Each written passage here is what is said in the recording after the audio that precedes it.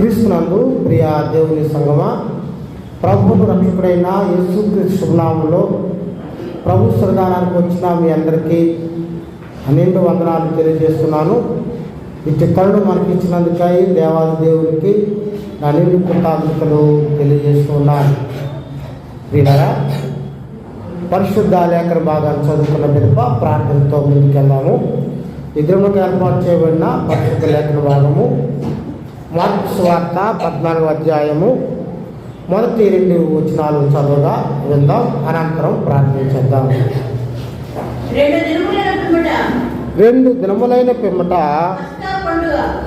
పస్కా పండుగ అనగా పులియని రొట్టెల పండుగ వచ్చెను. అప్పుడు ప్రధాన యాజకులను శాస్త్రులను మాయోపాయం చేత ఆయన ఎలాగూ పట్టుకొని చంపుదామని ఆలోచించుకొనిచుండేవి. కానీ ప్రజలలో అల్లరి కలుగునేమో అని పండుగలో వద్దని చెప్పుకున్నది. ప్రార్థించడము. అందరూ తల వంచి కన్నులు మూసుకున్నట్లయితే ప్రార్థన.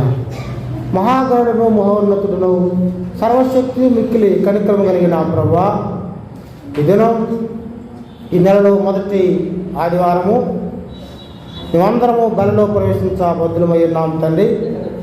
కొద్ది నిమిషాలని వాక్యాన్ని ధ్యానం చేయించుండగా మాతోను మా అందరితోనూ మీరే వాక్యం ద్వారా మాట్లాడమని, అందరి హృదయంలోనూ మీ ఆత్మచేత ఫలింపచేయమని, తద్వారా వాక్యానుసారంగా జీవిస్తూ నీ కొరకు ఎదురు చూస్తూ నీ రాకడలో ఎత్తబడేటువంటి సంఘంగా సంఘాన్ని చేయమని, ఈ వాక్యం బ్రతికించేది నెమ్మదిచ్చేది అని చెప్పారు కనుక ఈ వాక్యం అందరిలో కూడా ఫలించినట్టు నీ కృపనిమ్మని యేసు దివినామమున వేడుకుంటున్నాం ప్రియ పరలోకపు తండ్రి, ఆమేన్. ప్రియ దేవుని సంగమా, మరొకసారి మీ అందరికీ నా నిండు కృతజ్ఞతలు తెలియజేస్తూ దేవుని వాక్యానికి ఆహ్వానిస్తూ ఉన్నాను. చదివినటువంటి మార్కు సువార్తలో ఈ 14వ అధ్యాయము యేసు ప్రభు ఆయన చివరి విందులో ఆయన పాల్గొన్నాడు. ఈ పస్కాను ఆచరించట్లో ఆయన ఉద్దేశం ఏమిటంటే, పస్కా అనేటువంటిది విమోచన విందు. అది వారికి దేవుడు అనుగ్రహించినటువంటి రక్షణకు గుర్తుగా వారు అవలంబిస్తున్నటువంటి గొప్ప ఉత్సవ విందు. యేసు ప్రభు వారితో ఈ విందులో పాల్గొనటం వల్ల ఆయన వారికి ఏ సంకేతం తెలుసుకున్నాడంటే, ఈ విందు మీ జీవితాంతము చేయాలి, అనుసరించాలి. అనుసరించటం చేత మీరు ఎల్లప్పుడూ కూడా జీవిస్తారు. ఈ లోకంలో అందరికీ ఉన్నటువంటి ఒక భయం, పేదవాళ్ళైనా ధనవంతులైనా డబ్బులున్నా లేకపోయినా అందరికీ ఒకటి ఉంటుంది. ఏంటో తెలుసా? భయం. ఏ భయం అది? ఇవాళ మనుషులు దేనికి జడతలు అసలు అందరూ జ్ఞానం పెరిగిపోయింది, వాళ్ళు టెక్నాలజీ వచ్చిన. కానీ మరణం అనేటువంటిది అది ఎవరు తీయలేనటువంటి భయం. ప్రభువు ఈ భయాన్ని తొలగించడానికి ఆయన వారితో ఒక నిబంధన చేస్తున్నాడు. ఈ భోజనపు విందే నిబంధన. ఏమిటి ఆ నిబంధన అంటే, ఈ పస్కా విందులో మీరు ఇప్పుడు పాల్గొంటున్నారు కదా, మరలా మీరు విందులో పాల్గొంటారు. ఆ విందులో ఎవరైతే పాల్గొంటారో వారు నిత్య జీవం కలిగినటువంటి వారు. అందుకనే ప్రభు అంటాడు కదా, ఇది నిబంధన. ఏ నిబంధన? నిత్య జీవపు నిబంధన. ఇది నిత్యం ఉండే నిబంధన. ఈ శరీరంలో రక్తంలో ఎవరైతే పాల్పంపులు పొందుతారో వారు నిత్యము నివాసం చేసేటువంటి నిత్య జీవం కలిగినటువంటి వారు. వీళ్ళరా వారు అమరులవుతారు. వారికి మరణం అనేది లేదు. ప్రియా దేవుని బిడ్డ, ఇది దేనికి గుర్తుగా ఉంది? ఇది నిత్య నిబంధనతోనూ ఒక మరణం అనేటువంటిదే లేదు, మన జీవం కలిగినటువంటి వారమని ప్రభువు చెప్తా ఉన్నాడు. కనుక ప్రియులారా, పస్కా విందులో యేసు ప్రభువు ఆ యూదులకు ఎక్కడున్నా సరే సంవత్సరానికి ఒకసారి ఆ గుడికి వస్తారాళ్ళు. పురుషులైతే 3 సార్లు రావాలా, యాజకుడికి కానుక సమర్పించాలి తప్పనిసరిగా. వారు ఎక్కడున్నా వచ్చినప్పుడు వారు అర్ధ షెకెల్ అనగా పురుషుడైతే 18 సంవత్సరాలు నిండినవారు, స్త్రీలైతే 16 సంవత్సరాలు నిండినవారు దేవాలయానికి పన్ను కట్టాల. అందువల్ల యూదులు ప్రపంచం అంతా చెదరై ఉన్నా కంపల్సరిగా పస్కా పండగ మాత్రం వాళ్ళు అటెండ్ అవ్వాల్సిందే.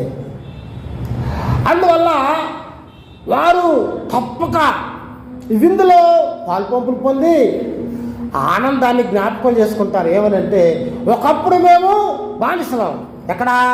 ఐగుప్తులో 430 ఏళ్ళు దేవుడు మాకు గొప్ప రక్షణ భాగ్యం విమోచనిచ్చాడు అని ఆ పస్కా విందులో పాల్పంపులు పొందుతారు.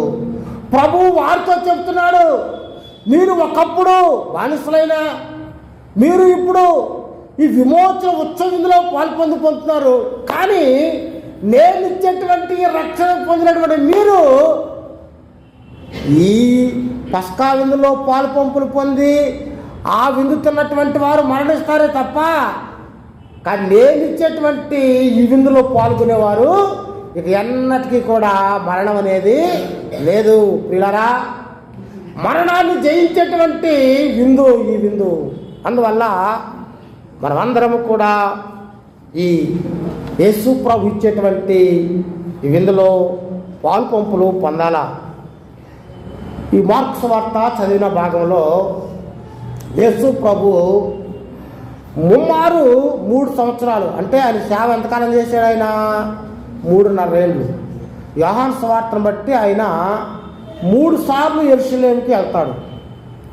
అంటే 3 సార్లు పస్కాలో ఆయన పాల్పంపులు పొందాడు. 3 సార్లు. ఇది చివరి పస్కా ఆయనకు. ఇక అరెస్ట్ అయిపోతాడు ఆయన, అంటే అప్పగించబడతాడు మరణానికి. అప్పుడు యేసు ప్రభు ఈ పాలస్తీనా దేశం అంతా తిరిగాడు ఆయన. అంటే ఎంత? యోదయ, సమరయ, గలిలయ 3 రాష్ట్రాలు ఉన్నాయి అక్కడ ప్రభు కాలంలో. ప్రభువు అందరికీ తెలుసు ఆయన. ఎందుకు? యేసు ప్రభు ఫాలోయింగ్ ఎంత? ఆ దేశ పరిపాలిస్తున్నటువంటి ఆ రోమీలు పాలనప్పుడు ఆ హేరోదుకు ఎంత ఫాలోవర్స్ ఉన్నారో యేసు ప్రభు కూడా అంత ఫాలోవర్స్. అంటే ఒక రాజుగా గుర్తింపు ఉండాలంటే ఆయన కింద 5,000 మంది అనుసరులు ఉండాలి ఆ దేశం నాయకుడు. యేసు ప్రభుకి ఎంతమంది ఉన్నారు నాయకులు ఫాలోవర్స్? 5,000 మంది. అంటే యేసు ప్రభు ఆ దేశంలోనే నాయకుల్లో ఒక నాయకుడు. నాయకుడు ఎలా అవుతున్నాడు? ప్రజానాయకుడు. ప్రజలుంటేనే నాయకుడు కదా. ఇప్పుడు యేసు ప్రభు కూడా దేవాలయానికి రాగానే ఈయనకు ఫాలోయింగ్ ఎంత ఉంది అనగా రాజు ఢీ కొట్టేటువంటి ఆ ఫాలోయింగ్ యేసు ప్రభు కూడా ఉంది. ఇప్పుడు యేసు ప్రభువును వాళ్ళు చంపాలని ఏ విధంగా చేతనైనా సరే. ఎందుకు? యేసు ప్రభు దగ్గరకు వచ్చిన వాళ్ళకే కాదన్నవాడు కాదు ఆయన. ఏది అడిగినా ఇస్తున్నాడు ఆయన. ఏం చేస్తున్నాడండి? ఏది అడిగినా సరే, ఏ కార్యమైనా ఆయన చేస్తున్నాడు. అందువల్ల ఈయన ఎట్టయినా సరే తేడా ఇరగ చేసుకోవాలని వాళ్ళ బాధ. అందుకనే మొదటి వచ్చింది కదా ఇప్పుడు పిమ్మట పస్కా పండుగ అనగా పులియని రొట్టెల పండుగ వచ్చెను. అప్పుడు ప్రధాన యాజకులను, శాస్త్రులను మాయోపాయం చేత ఆయన పట్టును ఎలాగూ చంపుదామని ఆలోచించుకొనిచుండరు. కానీ ప్రజలు అల్లరి కలుగునేమని పండుగల వద్దని చెప్పుకొండ్రి. చూసారా? వీళ్ళు ఎలా చంపుదాం అనుకుంటే, పండగ చంపేద్దాం అనుకుంటే ఫాలోయింగ్ ఎట్లా లేదు ప్రభుకి. ఏ రోజుకున్న ఫాలోయింగ్ ఉందిగా. ఇప్పుడు ఏ రోజు అధికారం ఉంది ఆయనకి. అధికారులు ఏదైనా చేస్తారు కదా, మాఫీ చేసేసి ఎవరికి తెలకుండా కేసు ఫైలు క్లోజ్ చేసేస్తారు. అలాగే చంపుదామనుకుంటే జనేచ్ఛ, ప్రజలు తిరగబడతారు. ప్రజలు తిరగబడితే హేరోదు రోమీయుడు కాదు, అంటే రోమిలకు పన్ను చెల్లించే అధికారి ఆయన. అందుకని ఏ రోజు పీకేసే అధికారం ఉంటుంది ప్రజలకు. ఎందుకు ఈయన సరిగ్గా చేయట్లేదని పీకేస్తారు. కనుక ఈయన ఎవరికి జరుగుతున్నారు? దేవునికి జరుగుతున్నా. ఏ రోజు ఎవరికి జరుగుతాడు అమ్మా? ప్రజలకు జరుగుతున్నాడు. ఎందుకు? ఈయన పలుపు ఓట్లు పడవేమన్నారు. అందుకనే ఏ రోజే దేవాలయం కూడా కడతాడు ప్రజల కొరకు. ఇది ఇష్టం లేకపోయినా ఈయన యూదుడు కాదు, యూదోమీయుడు. ఏ రోజు అంటే యాషేవ సంతానం చెందినవాడు, యూదుడు కాదు ఆయన. అయినప్పటి కోసం దేవాలయం ఎందుకు కడతాడంటే ప్రజల యొక్క మద్దతు కోసం, ఓట్ల కోసం. కనుక ఆయన చంపడానికి ప్రజల్లో అల్లరి వస్తుందేమోనని ఇతను ప్రజలకు భయపడి ఎక్కడ అధికారం పోద్దామని చెప్పేసి దేవుడు అంటే భయం లేదు, కానీ ప్రజలకు మాత్రం భయపడతాడు. ఎందుకంటే ఈయన ప్రజల కొరకు ఆయన బతికేటువంటి వాడుగా ఉన్నాడు. కనుక ప్రియులారా, యేసు ప్రభువును ప్రత్యక్షంగా చంపడానికి ఆయన అనుకూలించినటువంటి వాడు కాదు. ఆ కారణంలో 3వ వచనం చదువుదాము. ఆయన బేతనియాలో కుష్ఠరోగి అయిన సిమోను ఇంట భోజనం కూర్చుండి ఉన్నప్పుడు ఒక స్త్రీ మిక్కిలి విలువ గల అత్తరు బుడ్డిని తీసుకుని వచ్చి అత్తరు బుడ్డి పగలగొట్టి అత్తరు తల మీద పోసిన. చాలిపినారా, యేసు ప్రభు ఆయన ఎంత కరుణమూర్తి అంటే ఆయన ఒక సీమోను అనేటువంటి కుష్ఠరోగి ఇంటికి వెళ్ళాడు. ఎవరింటికి వెళ్ళాడమ్మా? బైబిల్ ప్రకారం పాత నిబంధనలో కుష్ఠరోగులు గాలికాడ తగలకూడదు. ఏం తగలకూడదు? గాలికాడ. ఎందుకో అంటున్నారు. అందుకోసం యేసు ప్రభు ఎంత ప్రేమమూర్తి అంటే ఆయన వాళ్ళు ముట్టుకున్నాడు. యాజకులు, పాస్టర్ గారు, శవాలు కానీ ఇలాంటి వాళ్ళు ముట్టుకోకూడదు. అందుకనే శవాలకు పాస్టర్ గారు ప్రార్థన చేస్తారు, దూరం వెళ్ళి ప్రార్థన చేస్తారు. ఎందుకు ముట్టుకోకూడదు? వాక్యంలో ఉంది. కనుక ఈ యేసు ప్రభు ఇంటికి వెళ్ళొచ్చా? వెళ్ళకూడదు కదా బైబిల్ ప్రకారం. కానీ ఆయన ఒక పాపిని రక్షించడానికి, ఒక తోసివేయబడినటువంటి ఎవరు ఇష్టపడినటువంటి వ్యక్తిని ముట్టుకోవటానికి ధర్మశాస్త్రాన్ని కూడా లెక్క చేసినటువంటి వాడు కాదు. వీళ్ళారా, ఇటీవల ఒక స్టెప్ చూశాను నేను. వేపరోళ్ళు చెప్పకూడదు, ఏమో రికార్డ్ అవుతుంది ఇది. ఈ శూద్రులింటో భోజనం చేస్తే మనం తిన్నట్టని ఒక చోట చూశాను. ఏంటమ్మా శూద్రులు అంటే ఎవరో? శూద్రులు అంటే ఎవరంటే కమ్మ, కాపు, రెడ్డి. చూసారా? వీళ్ళింటో భోజనం చేస్తేనంట ఏం తిన్నట్టు? మనం తిన్నట్టని ఉంది. మరి యేసు ప్రభు యూదుడు, ఆయన ప్రపంచంలోని అగ్రగణ్యుడు. ఆయన వంశాన్ని బట్టి చూస్తే ఆయన ఏ వంశము? రాజ్యవంశం, దావీదు వంశం, అబ్రహాము సంతానం. ఆయన భోజనం ఎక్కడ చేశాడు? కుష్ఠరోగి అంట. ఎవరో ముట్టుకోకూడదు, గాలి కూడా తగలకూడదు. కానీ యేసు ప్రేమ ఎంతో ప్రత్యేకం మనము చూస్తూ ఉన్నాం. ప్రియా దేవుని బిడ్డలారా, వాక్యం చెబుతుంది, అలాంటి వారి ఇంటికి యేసు ప్రభు వెళ్తే అక్కడకు ఒక స్త్రీ వచ్చింది. ఎవరు ఆ స్త్రీ? అమ్మా ఆ లోక స్త్రీ అన్నాడు, కానీ ఎవరు ఆ స్త్రీ అని మనము చూస్తే మరియా. ఏ మరియా? ఏమా? లాజరు యొక్క సహోదరి. వాస్తవంగా చనిపోయేటువంటి లాజరుకు అనంతరము ఏం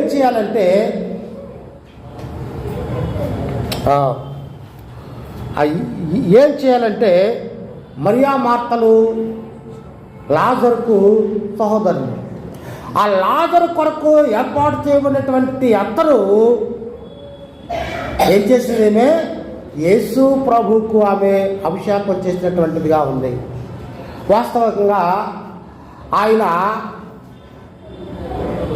ఈ ఊరెలిగిన తర్వాత, అంటే యేసు ప్రభు ఆ మట్టలు పట్టుకుని ఆదివారం రోజున యెరూషలేము వీధుల్లో ఓసన్నా ఓసన్నా అంటూ ఆయన కీర్తించబడ్డాడు. తరువాత ఏం చేయాలంటే ఆయనకు అభిషేకం చేయాలా, రాజుగారికి ఎలా అభిషేకం చేయాలో యేసు ప్రభువును కూడా అభిషేకం చేయాలి. కానీ ఆయన అభిషేకాన్ని పొందాడా? పొందలా. అందువల్ల ఈ స్త్రీ యేసు ప్రభువునకు అభిషేకం చేసినటువంటిదిగా ఉంది. బైబిల్ చెప్తుంది కదా, ఒక స్త్రీ మిక్కిలి విలువగల అచ్చజట మాంస అత్తరు బుడ్డును తీసుకుని వచ్చి అత్తను పగలగొట్టి తల మీద పోసెను. తల మీద పోసిందంటే ఆయనకి ఏం చేసిందండి? అభిషేకం చేసింది ఆమె. ఇప్పుడు యేసు ప్రభు ఏమై ఉన్నాడనే ఉద్దేశంలో కింగ్, రాజు. ఆమె యేసు ప్రభును రాజుగా చూస్తూ ఉంది. అంత మాత్రమే కాకుండా ఎప్పుడైతే ఆమె రాజుగా ఆయన చూస్తూ అభిషేకం చేసిందో, అనగా ఆమె ప్రభువు ఎడల తన ప్రేమను కనపరిచేటువంటిదిగా ఉంది. హల్లెలూయా. చూసారా ఏం చూపిందండి? వాస్తవికంగా స్త్రీలు ఆనాడు అత్తర్ను ఎందుకు ఏర్పాటు చేసుకోవాలంటే పెళ్లి కొరకు. మీకు తెలుసా ఎంత బాగా అత్తరు నిలబడుతుంది, బాగా వాసన వస్తుంది. అర్థమైందా? ఇప్పుడు డ్రింక్ తాగుతారు కదా పైన, ఏది కాస్ట్ ఎక్కువ, ఎంత బాగా నిలబడుతుందో అది బాగా కాస్ట్ ఎక్కువ. అత్తరు కూడా అంతే. అందువల్ల ఈమె వివాహం కొరకు ఏర్పాటు చేసుకుంది. కానీ ఆమె ఎవరిని ఎక్కువగా ప్రేమించింది? తనకంటే షీ లవ్ జీసస్, యేసుని ప్రేమించింది, అభిషేకం చేసింది. ప్రియారా, ఈ లోకంలో నువ్వు ఎవరిని ప్రేమిస్తున్నావు? ఈ స్త్రీ అయితే ప్రభువును ప్రేమించేటువంటి స్త్రీగా ఉంది. తన ప్రేమను కనపరుస్తూ ఉంది. తన జీవితం ప్రభువుకు అంకితమైనటువంటి ప్రేమ ఆమెలో కనబడతా ఉంది. ఆమె విస్తారమైనటువంటి ప్రేమను ప్రభు ఎలా చూపింది. పిల్లరా, మనం ఎలాంటి ప్రేమను చూపుతున్నాం? కొంతమంది పెదవుల ప్రేమ, పైకి అంట నేను ప్రేమిస్తున్నానని. ఆ ప్రేమ ఎప్పుడు ఉండదు. చిన్న స్టోరీ చెప్తా. భార్య భర్త పెళ్ళి అయిందండి కొత్తగా. భార్య తన్నాడండి నేను ఎంతగా ప్రేమిస్తున్నానో అన్నాడంట. నడుస్తూ ఉన్న లోపల ఈలోగా ఎలుగుబంటి ఎదురొచ్చిందంట. భర్త ఏమని చెప్పాడు? నేను బాగా ప్రేమిస్తున్నాను.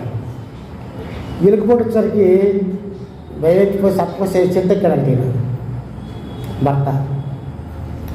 ఏం కదా బాగా తెలివైంది. శవం కూడా పడుకున్నాడు కింద. ఈ ఎలుగుబంటి శవాలు తిందో ఏమో దగ్గరకు వచ్చి వాసన చూసింది. శవంలాగా ఉందని వెళ్ళిపోయిందంట. చల్లగా పైన దిగాడు. పైనుంచి పెళ్ళి కొడుకు ఏంటి ఎలుగుబంటి చెప్తుంది మీతో అన్నాడు. నేను వదిలేమని చెప్తుంది నన్ను. అర్థమైందా? ప్రియులారా, మనుషుల ప్రేమ ఎలా ఉంటుంది. కానీ ఈమె తనకున్న సర్వస్వాన్ని కూడా ప్రేమను ప్రభు ఎలా చూపించింది. అలాగా ప్రభును ప్రేమించే వారంగా మనం ఉండాలి. చుట్టుపక్కల ఉన్నటువంటి వారందరూ కూడా ఎందుకు ఇలా చేశారు, ఎందుకు ఇలా చేసింది, ఇది విలువైనటువంటిది కదా. తన విలువ కింద పుట్నోట్లో ఉందమ్మ, చదువది. ఇంచుమించు 160 రూపాయలు, అంత విలువైంది. ఆ రోజుల్లో మరి దీని విలువ ఎంతో కదా. ఇప్పుడు 150 రూపాయలు అంటే ఎక్కువే కదా. 150 రూపాయలు అంటే అంత విలువగా ప్రేమ ప్రభువును ప్రేమించినటువంటిదిగా ఉందని లేఖనం మాట్లాడుతుంది. ప్రియా దేవులారా, అక్కడ ఉన్న వారందరూ కూడా కోపపడుతున్నారు. ఎందుకు ఇలాగ పగలగొట్టావు? బేదలకు ఇచ్చునని, బేదలకు ఇస్తే బాగుండేది కాదా? ఈ దేనారాల కంటే ఎక్కువగా వెనకమ్మేసి బేదలకు ఇస్తే బాగుండేదిగా. అది బేదల మీద ప్రేమ కాదు వాళ్ళకి. దేని మీద ప్రేమ అమ్మా? అది అందులో పడితే బాగుండేది. కానీ ఎందులో? అకౌంట్లో. ఎందుకు కదా? అకౌంట్ ఎవరి చేతిలో ఉండేది? తరగారు ఎవరో.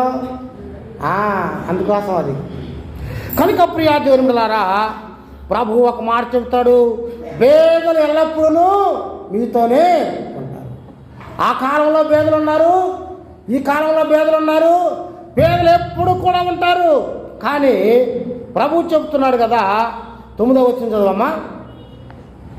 ఈమె తన శక్తి కొలది నా పుస్తకం నిమిత్తము నా శరీరమును ముందుగా అభిషేకించెను. సర్వలోకంలో ఎక్కడ సువార్త ప్రకటింపబడినో అక్కడ ఈమె చేసినదంతయు జ్ఞాపకార్థముగా ప్రశంసించబడినని మీతో నిశ్చయముగా చెప్తాను. చూసారా, ఈమె చేసినటువంటి కార్యాన్ని సువార్త ఎక్కడ ప్రకటించబడినో అక్కడ జ్ఞాపకార్థముగా ప్రశంసించబడిన. ప్రియులారా, ఆమె ప్రభువును ప్రేమించింది కనుక ఆమె సామాన్యంగా స్త్రీల పేర్లు బైబిల్లో ఉందా ఎక్కడన్నా? తక్కువ. ఈ రోజుల్లోనే చాలా వివక్ష చూస్తూ ఉంటారు స్త్రీల పట్ల. ఆ రోజుల్లో ఎంత ఉండేదో, కానీ ప్రభు అంటున్నాడు సువార్త ఎక్కడ ప్రకటింపబడినో అక్కడ జ్ఞాపకార్థముగా ప్రశ్నించబడినని ప్రభు చెప్పినటువంటి వాడుకున్నాడు. క్రీస్తునందు ప్రియ దేవులారా, యేసు ప్రభు ఆయన ప్రేమించిన వాడి ఎడల ఎంత కృపను చూపుతాడో మనం ఇక్కడ చూడగలిసినటువంటి వారంగా ఉంటూ ఉన్నాం. 10వ వచనం చదువుదాము. 10వ వచనం చదువమ్మా. 12 మందిలో ఒకడు ఇస్కరియోతు యూదా ప్రధాన యాజకుల చేతికి అప్పగింపవాలని వారి వద్దకు పోగా చూసావా? ప్రభు శిష్యుడే కానీ వారి వద్దకు పోయాడు. వెళ్ళొచ్చా దగ్గరకు? వెళ్ళకూడదు. వాళ్ళు లోకస్తులు, ఈయన ప్రభు బిడ్డ. కానీ ఈయన లోకస్తుల వల్లే వారి వద్దకు వెళ్ళినటువంటి వాడుగా ఆయన ఉన్నాడు. 12వ వచనంలో పులియని రొట్టెల పండుగలో మొదటి దినమున వారు పస్కా పశువును వధింపబడినప్పుడు ఆయన శిష్యులు మేము పస్కాను భుజించుటకు మేము ఎక్కడికి వెళ్ళి సిద్ధపరచవల్లని కోరుతున్నామని అడగగా ఆయన పట్టణంలోనికి వెళ్ళాడు. చాలు పిల్లలు, ఎక్కడ సిద్ధపరచాలి? బైబిల్ చెబుతుంది పస్కా పశువును వధించుతున్నప్పుడు. పస్కా పశువు ఎక్కడ వధిస్తున్నారు? దేవాలయంలో. మరి వీళ్ళ దగ్గర పస్కా పశువు ఉందా? లేదు. మరి ఇక్కడ పస్కా పశువు ఎవరు? ఆయనే పస్కా పశువు కనుక ఇక ఆయన పస్కా పశువుగా బలవుతున్నాడు కనుక యేసు ప్రభు యొక్క శిష్యులు పస్కా పశువును వధించినటువంటి వారు కాదు. అంతేకాకుండా ఆయనే చివరి పస్కా. యేసు ప్రభుతోనే ఇక పస్కా విందు ముగిన ఉన్నది కనుక ప్రియులారా, మరలా మీతో కలిసి భోజనం చేస్తానంటే పరలోకంలో మళ్ళా భోజనం ఉంటుందా? అమ్మా ఉంటుందా? భోజనం ఉంది అన్నాడు కానీ ఉండదు అక్కడ. ఎందుకు? అక్కడ మనం ఉన్న శరీరంతో ఉన్నాంగా. మనమంతా ఎవరం అక్కడ? ఆత్మలో. ఆత్మ అన్నదంటయా? ఏంటయా ఆత్మ అన్నదంటయా? వినవహం తీసుకురందు ప్రియులారా. ప్రభు అది విషయ సూచకంగా చెప్పాడు ఆయన. అంటే ఎలాంటి ఆనందము పరలోకంలో నిత్యము కూడా మీరు అనుభవిస్తారు. అంతే తప్ప పరలోకంలో విందు జరుగుతుంది, మళ్ళీ అక్కడికి వెళ్ళి ఇస్రాకులు ఉంటాయి, కోడి మాసం ఉంటుంది అనుకోకూడదు. అక్కడ ఉండవు. నిత్యం ఆనందమే, అక్కడ నిత్యము సంతోషమే. గొర్రెప్పులు ఎక్కడికి పోవునో వారు ఎక్కడికి పోతారు? వారు స్ఫటిక సముద్రం మీద తంతి వాయిద్యాలు వాదిస్తారని. వారు జయించిన వారు ఈ జీవితంలో విజయవంతమైన జీవితాన్ని జీవిస్తే అక్కడ నీ చేతిలో ఏముంటుంది? తంతి వాయిద్యాలతో ప్రభు నిత్యము మహిమపరుస్తావు. ఆ మహిమపరచడమే మనకు గొప్ప విందు నిరంతరము. కనుక ప్రియులారా, ఇక్కడ పస్కా పశువు లేదని మనము జ్ఞాపకం చేసుకున్న బదులుగా ఉంటూ ఉన్నాము. 15వ వచనం చదువుదాం. అతడు సామగ్రితో సిద్ధపరచబడిన గొప్ప మేడగది మీకు చూపించును, అక్కడ మన కొరకు యుద్ధపరచులని మీతో చెప్పి తన శిష్యులతో ఇద్దరిని పంపెను. శిష్యులు వెళ్ళి పట్నంలోనికి వచ్చి ఆయన వారితో చెప్పినట్టు కనుగొని పస్కాను సిద్ధపరిచి. చాలు పిల్లరా, బైబిల్ చెప్తా ఉంది వారిద్దరూ వెళ్ళారు. వారు పస్కా కొరకు ప్రభువే ముందుగా అన్ని ఏర్పాట్లు ఆయన చేసినటువంటి వాడిగా ఉన్నాడు. ఆయన అంటే మీరు పట్టణంలోకి వెళ్ళినప్పుడు నీళ్ల కొండ ఎదురుకో వచ్చేవాడు మీకు కనబడతాడని చెప్తాడు. చూసారా, సామాన్యంగా నీళ్లు ఆ రోజుల్లో పురుషులు తారు, కానీ ప్రభువు యొక్క విధానం. ముందుగానే ఆయన సమస్తాన్ని కూడా సమకూడి తన ప్రజల కొరకు సిద్ధపరిచేటువంటి వాడిగా ఉన్నాడు. హల్లెలూయా. నువ్వు పుట్టక ముందే నీ కొరకు ఏదేని తోటలన్నీ ఆయన ఏర్పాటు చేశాడు. నువ్వు భూలోకానికి పుట్టక ముందే ఆయన నువ్వు ఏమై ఉన్నావో, ఆయన నీకు ఏమవసరమో సమకూడి మేలు కొరకై ఆయన సిద్ధపరిచేవాడుగా ఉన్నాడు. అలాగనే ఇక్కడ పస్కా కొరకు దేవుడు ముందుగానే సమస్తాన్ని సిద్ధపరిచి తన శిష్యులను పంపినటువంటి వాడుగా ఉన్నాడని మనము జ్ఞాపకం చేసుకున్న భద్రంగా ఉంటూ ఉన్నాం. ప్రియులారా, నేను మొదలెట్టి కేవలము 25 నిమిషాలు అయింది. కనీసం 30 నిమిషాల వాక్యం చెప్పాలి కనుక 5 నిమిషాల్లో ముగిస్తా. 17 వచ్చిన చదువుతాము. సాయంకాలం అయినప్పుడు ఆయన తన 12 మంది శిష్యులతో కూడా వచ్చెను. ఆయన కూర్చుండి భోజనం చేస్తుండగా యేసు, మీలో ఒక్కడు అనగా నాతో భుజించున్నవాడు నన్ను అప్పగించునని మీతో నిశ్చయముగా చెప్పుచున్నానని వారితో చెప్పగా. చూసారా, ఇక్కడ ఒక యేసు ప్రభుతో పాటే ఉన్నాడు. ఆయన కూడా ఏర్పాటు చేసుకున్నాడు. ఆయన యొక్క పదాలు కూడా కడిగాడు. ఆయనతో పాటు భోజనం కూడా చేశాడు. ఆయనతో పాటు అద్భుతాలు, ఆశ్చర్య కార్యాలు, అన్ని ప్రివిలేజెస్ అన్ని అనుభవించాడు. తర్వాత ఎట్లా ఉన్నాడు? ఈయన అప్పగించేవాడిగా ఉన్నాడు. ఆయన అభ్యంతరాలు వస్తాయి, కానీ అభ్యంతరం ఎవరి వల్ల కలుగుతుందో వానికి శ్రమ. సరే, సమస్యలు ఉంటాయి, ఇబ్బందులు ఉంటాయి, కానీ ఎవరి వల్ల ఇబ్బంది వచ్చిందో వానికి శ్రమ. ప్రియులారా, మన జీవితాల్లో కూడా అంతే. మన గురించి ఇతరులు ఇబ్బంది పడటం మంచిది. ఇబ్బంది పడ్డారంటే పైపు వారికి శ్రమ. ఈయన యోధాను కూడా ప్రభు బాగా ప్రేమించాడు. ఏమంటాడు తెలుసా? అప్పగించినప్పటికీ కూడా చెలికాడా అంటాడు. చెలికాడంటే ఏంటి అర్థం? స్నేహితుడా, మై ఫ్రెండ్. చూసారా, స్నేహం అంటేనే ప్రేమ. ఆయన ఎలా ప్రేమించాడు? అంతవరకు అప్పగించడానికి ముద్దు పెట్టుకున్నాడు. ఎలాంటి ముద్దు అది? యోధా ముద్దే. కనుక అలాంటి ముద్దు పెట్టినా సరే అంటాడు కదా, చెలికాడా, మై ఫ్రెండ్, అప్పగించేవా నన్ను అని. ఏమైనా చేశాడా? ఎవరు చేయలా. మనం ఏం చేయక్కర్లా, ఎవరినే ఇబ్బంది పెట్టాలో ఏం చేయక్కర్లా. కాయ చెట్లు పండిందనుకో ఏమవుతుంది? ఏమా కాయ ముద్దిపోద్ది, ఏమవుతుంది? నువ్వు డాములు కింద అవుతుంది. నువ్వు ఉడగొట్టక్కర్లా, నువ్వేమనక్కర్లా. బైబిల్ చూస్తే దుష్టుడు అబ్బో బాగా చూస్తున్నారుగా, తరమకుండానే ఆదిగో. కనుక నీ వల్ల అంటే ఎవరి వల్ల అభ్యంతరం పడుతుందంటే మనం ఏం చేయక్కర్లా, ఆయనే సమస్తం చేసుకుంటాడు.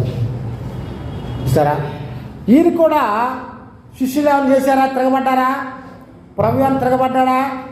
బైబిల్ చెబుతుంది ఆయనే ఉర్రు వేసుకుని చచ్చను. మరి ఉర్రు వేసుకున్న పర్లోకి వెళ్తాడా? సూసైడ్లు పర్లోకి వెళ్తారా? వెళ్ళరు కదా. ఇంతకాలం ప్రభుతో ఉండి ఏమి ప్రయోజనాన్ని ఆయన పొందుకోలేకపోతున్నాడు. క్రీస్తునందు ప్రియా దేవుడులారా, 27 చదువుదామమ్మా. 21. నిజముగా మనుష్య కుమారుడు ఆయనను గురించి రాయబడినట్టు చెప్పుచున్నాడు. అయితే ఎవరి చేత మనుష్య కుమారుడు అప్పగించబడును ఆ మనుషునికి శ్రమ. ఆ మనుషుడు పుట్టి ఉండని ఎడలా వానికి మేలు.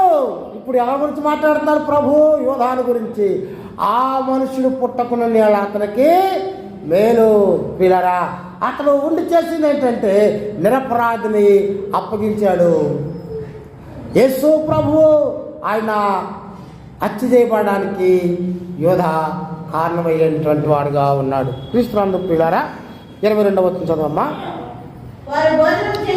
వారు భోజనం చేస్తుండగా ఆయన ఒక రొట్టెను పట్టుకొని ఆశీర్వదించి విరిచి వారికిచ్చి, మీరు తీసుకొనడి, ఇది నా శరీరము. పిమ్మట ఆయన గిన్నె పట్టుకొని కృతజ్ఞతాస్తులు చెల్లించి దాన్ని వారికి ఇచ్చెను. వారందరూ వారందరూ దానిలోని త్రాగిరి. బైబిల్ చెప్తుంది కదా, ఆయన రొట్టె పట్టుకొని ఇచ్చి. ప్రియా దేవులారా, మనం తినేటువంటి రొట్టె ఈ లోకంలో మళ్ళా ఆకలేస్తుంది. కానీ యేసు ప్రభువు ఆశీర్వదించినటువంటి ఆ రొట్టె ఎవరైతే తింటారో వారికి ఇక దాహం అనేది, ఆకలి అనేది లేదు. చూసారా? అందుకని ప్రభు అన్నాడు, దప్పికొన్న వాళ్ళారా నీళ్ళ ఎద్దకు రండి. రోకలు లేకయే. రోకలు అంటే ఏంటి అమ్మా? రోకలు అంటే ఏంటి? క్యాష్తో పని లేదు ఇక్కడ. ఉచితంగా ఇస్తాను జీవాహారం. ఈ ఉచితంగా ఈ జీవాహారాన్ని ఎవరైతే తింటారో వారికి ఎన్నడూ తినక్కర్లేక వారు నిత్య జీవం గలవారే, ఎప్పుడు ప్రభుతో కూడా ఉంటారు. అనగా యేసు ప్రభు ఇచ్చేటువంటి ఆహారము నిత్య జీవం అనేటువంటి ఆహారాన్ని ఆయన ఇచ్చేటువంటి వాడు ఉన్నాడు. ప్రియా దేవులారా, ఎందుకు ఈ శరీరంలో రక్తంలో పాల్పొమ్మలు పొందుతున్నామంటే ఇక మనం ఎన్నటికీ కూడా ఆకలి అనేటువంటిది లేని రాజ్యంలో మనం ఉంటాం. ఈ ఆహారం ఆశీర్వదించబడినటువంటిది. అందుకనే ప్రభు చెప్పాడు, దీనిని చేయనప్పుడల్లా నన్ను జ్ఞాపకం చేసుకో. ఈ శరీరము నిత్య జీవమార్థమైంది, ఆయనను జ్ఞాపకం చేసేదిగా ఉంది. కింద ఆయన గిన్నె పట్టుకుని కృతజ్ఞతలు చెల్లించి వారికి ఇచ్చెను, దీనిలోనిది త్రాగండి. ప్రియులారా, మనమందరం కూడా త్రాగాలి. మీరు చూసారా? త్రాగటము ఎవరైనా తాగుతారు అంటే మంచినీళ్ళు అందరి దగ్గర ఉంటాయి కదా. ఏ ఊరిలో మనం పట్టుకెళ్తాం, అన్నదంటే సిగ్గుపడతారేమో కానీ తాగటానికి సిగ్గుపడవు. ప్రభు అంటున్నాడు, నేను ఇచ్చు త్రాగువాడు ఎన్నటికీ తప్పివాడు. ప్రియులారా, ప్రభు మన దాహాన్ని, ఆత్మీయ దాహాన్ని ఎవరైతే త్రాగుతారో వారెన్నటికి కూడా తప్పుకునేటువంటి వారు కాదని ప్రభు చెప్తున్నాడు. 24వ వచనంలో, అప్పుడు ఆయన ఇది నిబంధన విషయమై అనేకుల కొరకు చిందించబడుతున్న నా రక్తము నేను దేవుని రాజ్యంలో నేను కొత్తదిగా త్రాగు వరకు ఇక్కడ దాన్ని త్రాగనని మీతో నిత్యముగా చెప్పుతున్నాను. చాలు పిల్లరా, బైబుల్ అంటుంది కదా, ఇది నిబంధన విషయమైన అనేకులకు చిందించబడిన రక్తం. చూస్తారా? ఇదేంటండి? It is a new covenant. నిబంధన 20 గ్రంథంలో ఒకసారి చదివించాను కదా. నిబంధన అంటే ఏంటి? మీ పాపంలను ఎన్నటికీ నేను జ్ఞాపకము చేసుకున్న ఇదే నా నిబంధన.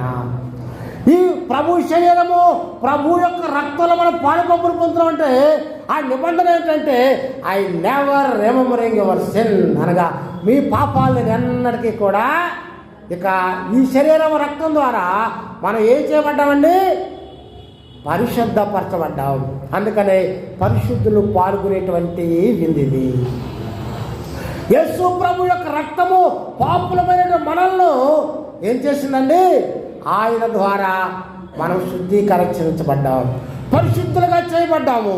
కనుక ప్రియులారా, పౌలు అంటాడు, ఒకప్పుడు నేను పాపిని, ఇప్పుడు పాపుల్లో ప్రధాన పాపిని, ఇప్పుడు పరిశుద్ధుల్లో అతి పరిశుద్ధుండి.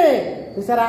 ఒకప్పుడు పాపులమే, ఒకప్పుడు నిష్ప్రయోజకులే, ఇప్పుడు పౌలు అంటాడు నీకును నాకును ప్రయోజనకరుడు. ప్రియులారా, ఒకప్పుడు పాపులమే కానీ ఈ శరీరంలో పాపం పొందటం బట్టి మనం ప్రభువుకు ప్రయోజనకరమని మనము జ్ఞాపకం చేసుకోవాలి. కింద 25వ వచనంలో, నేను దేవుని రాజ్యంలో ద్రాక్షారసము కొత్తగా త్రాగుదరం వరకు, అంటే మరలా ఆయన రాజ్యం ద్రాక్షారసం తాగుతామా? కాదు, కానీ మనమందరము కూడా అక్కడ కలుసుకుంటామనేటువంటిది వాస్తవం. ప్రియులారా, ఈ శరీరము రక్తం ఎవరైతే త్రాగుతారో ప్రభు విందులో మరలా కలుసుకోబోతున్నాం. అక్కడ విందులో మనం అందరం కూడా ప్రభుతో పాటు ఉంటాం. దేవుడి మాటలు ఆశీర్వదించును గాక. ఆమేన్. ప్రార్థన చేసుకుందాం. అందరు తల వంచండి, కళ్ళు మూసుకోండి. ప్రార్థన.